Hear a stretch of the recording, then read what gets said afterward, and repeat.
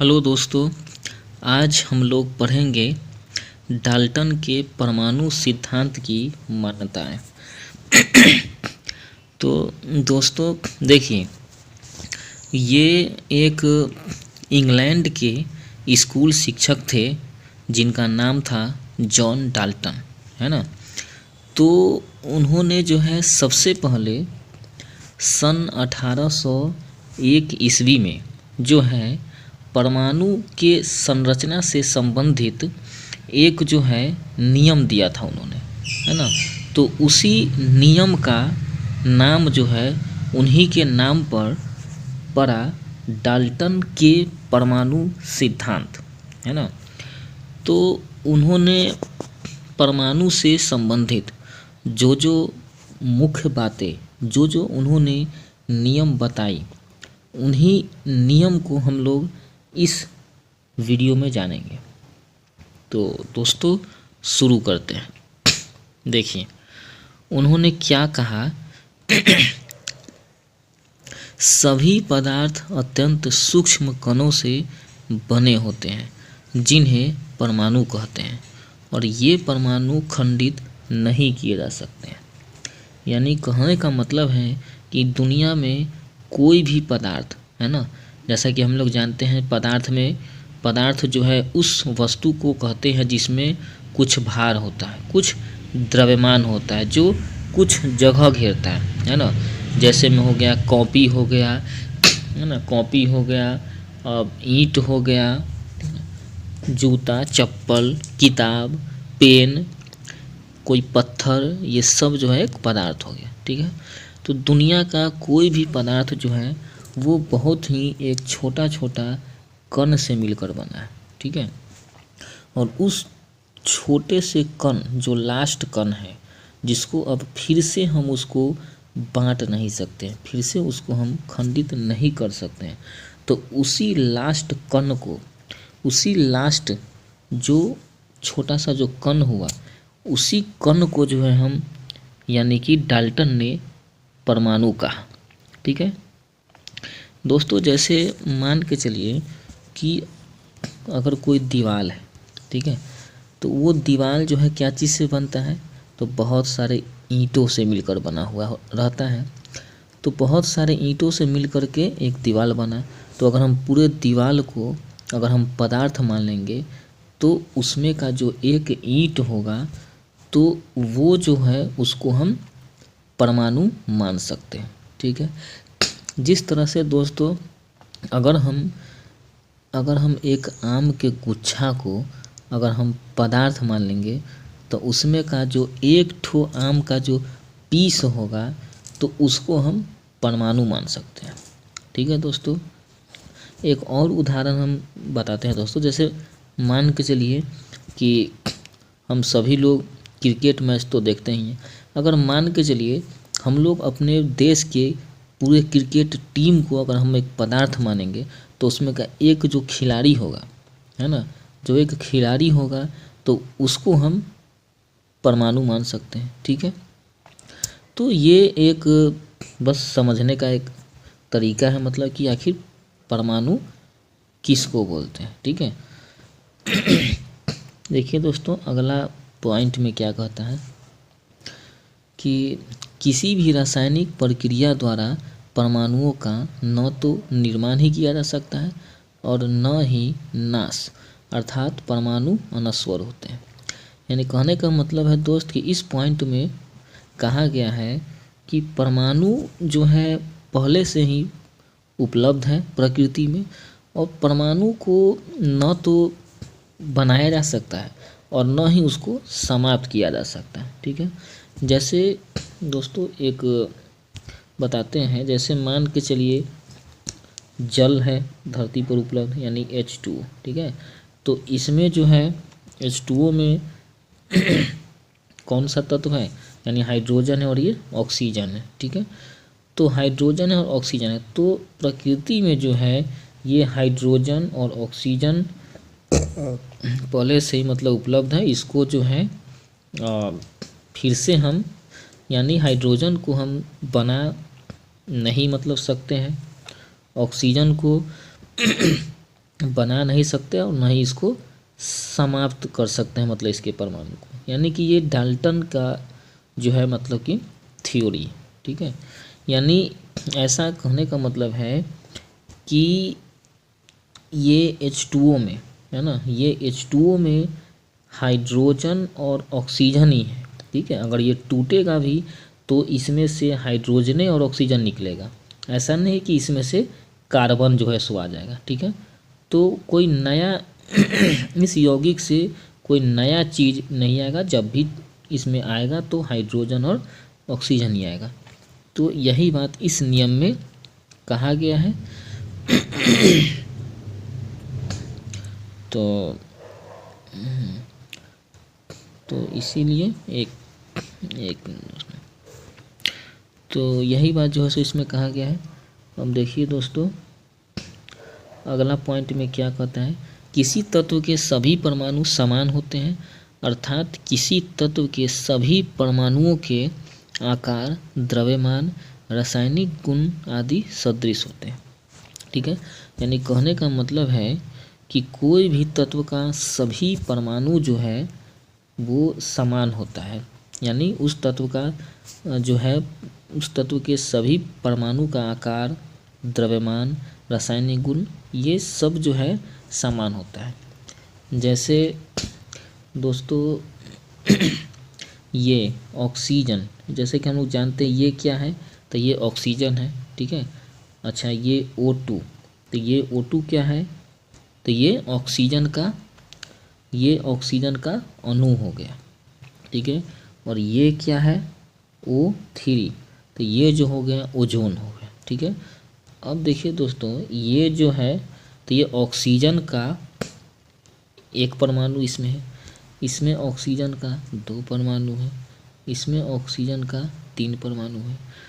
तो इस ऑक्सीजन में जो ऑक्सीजन का 2 परमाणु है, तो ऑक्सीजन के दोनों परमाणु का गुण, उसका आकार, द्रव्यमान सब कुछ जो है समान रहेगा। ऐसा नहीं है कि इसमें एक ऑक्सीजन का गुण दूसरा हो जाएगा, दूसरा ऑक्सीजन का गुण दूसरा हो जाएगा, वो समान ही रहेगा। उसी प्रकार से ये इसमें का जो ऑक्सीजन है, यानी 3 ऑक्सीजन का इसमें परमाणु, तीनों ऑक्सीजन का जो भी गुण होगा है ना, तो उसका गुण जो है या फिर उसका आकार हो या फिर उसका द्रव्यमान हो, सभी जो है आपस में समान ही रहेगा। यही बात इस पॉइंट में बताया गया है, ठीक है दोस्तों। अब अगला पॉइंट में देखते हैं, कह रहा है कि विभिन्न तत्वों के परमाणु विभिन्न आकार, द्रव्यमान और रासायनिक गुण वाले होते हैं, ठीक है दोस्तों। देखिए जैसा कि ये H2O यानी कि जल है, ठीक है, H2O, तो इसमें जो है 2 तत्व से मिलके बना हुआ है, हम लोग जानते हैं, एक ये हाइड्रोजन और दूसरा ये ऑक्सीजन, ठीक है। अब दोस्तों यहाँ देखिए, तो इसमें हाइड्रोजन का परमाणु का गुण अलग होता है, ऑक्सीजन के परमाणु का गुण अलग होता है। यानी हाइड्रोजन क्या करता है, तो हाइड्रोजन जो है सो जलता है, ऑक्सीजन क्या करता है, वो जलता नहीं है बल्कि जलने में मदद करता है सिर्फ। तो ये दोनों का गुण अलग अलग है ना। तो ये दोनों का गुण जो है सो अलग अलग हो गया। इसी प्रकार से जैसे देखिए है, इसी प्रकार से जैसे हो गया ये कार्बन डाइऑक्साइड, ठीक है। तो कार्बन डाइऑक्साइड में जो है ये कार्बन है ना, तो कार्बन का जो है द्रव्यमान अलग होता है, इसका गुण अलग होता है, और ये ऑक्सीजन का गुण अलग होता है। कार्बन जो है ये कार्बन है, तो कार्बन जो है इसका गुण अलग होता है, कार्बन जलता है, लेकिन ये ऑक्सीजन जलने में मदद करता है। तो ये दोनों का गुण जो है सो अलग अलग हो गया। तो यही बात जो है इसमें बताया गया है। अब हम लोग अगला पॉइंट पर ध्यान देते हैं। तो अगला पॉइंट में कह रहा है कि रासायनिक संयोग में 2 या अधिक तत्वों के परमाणु परस्पर संयोग करके यौगिक बनाते हैं। यानी इसमें बताया गया है कि दो या दो से ज़्यादा तत्व के परमाणु परस्पर संयोग करके यौगिक बनाता है। जैसे देखिए जैसे हाइड्रोजन है ना, हाइड्रोजन का जो है दो परमाणु, ठीक है, हाइड्रोजन का दो परमाणु और इधर ऑक्सीजन का एक परमाणु, ठीक है, ये दोनों मिल करके क्या बना देता है, H2O यानी जल बना देता है। इसमें हाइड्रोजन का दो परमाणु है, ऑक्सीजन का एक परमाणु है, जल बना दिए, ठीक है।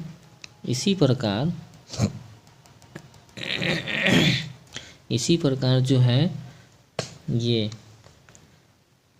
कार्बन का एक परमाणु और ऑक्सीजन का दो परमाणु मिल करके कार्बन डाइऑक्साइड गैस बना देता है, ठीक है दोस्तों।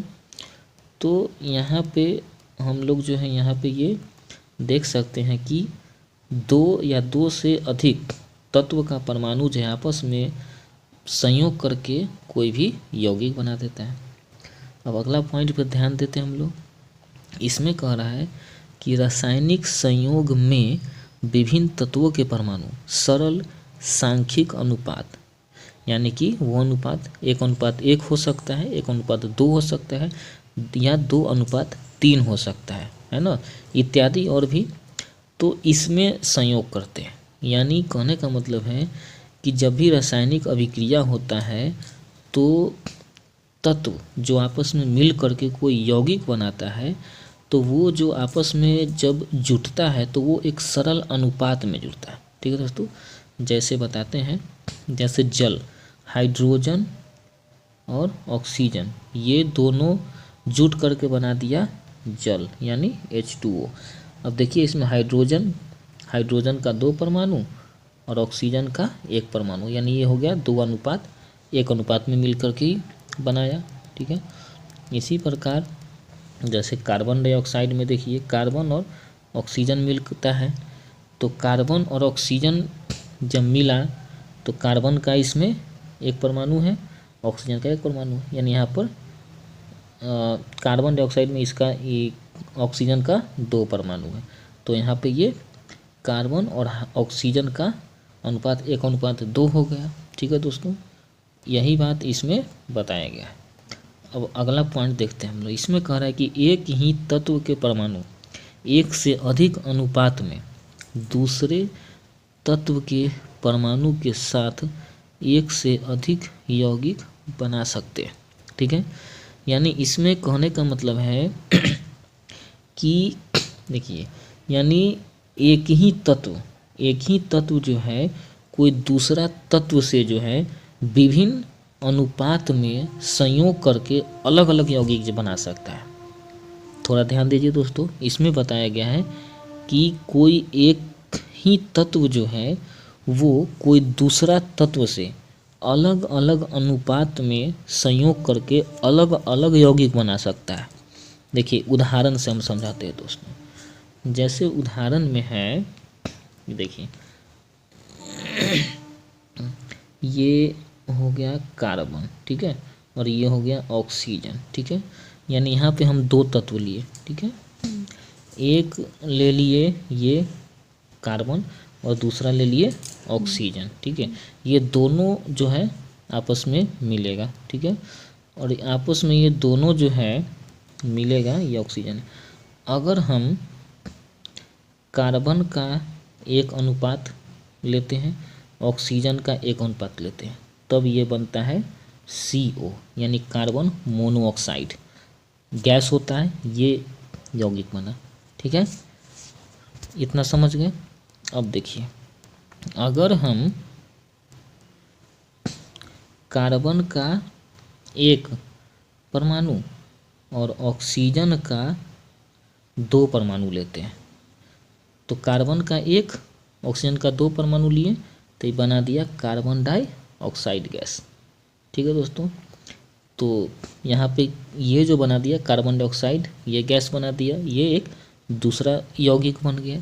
यानी यहाँ पे जो है कार्बन और ऑक्सीजन ही मिला, लेकिन अगर कार्बन का एक परमाणु ऑक्सीजन के एक परमाणु से रिएक्शन किया तो वो कार्बन मोनोऑक्साइड गैस बनाया, और अगर कार्बन का एक परमाणु ऑक्सीजन के 2 परमाणु से रिएक्शन किया तो वो कार्बन डाइऑक्साइड गैस बना दिया। तो इस पॉइंट में यही बात कहा गया है कि कोई एक तत्व जो है किसी दूसरे तत्व से अलग अलग अनुपात में संयोग करके जो है एक या एक से अधिक यौगिक जो है वो बना सकता है।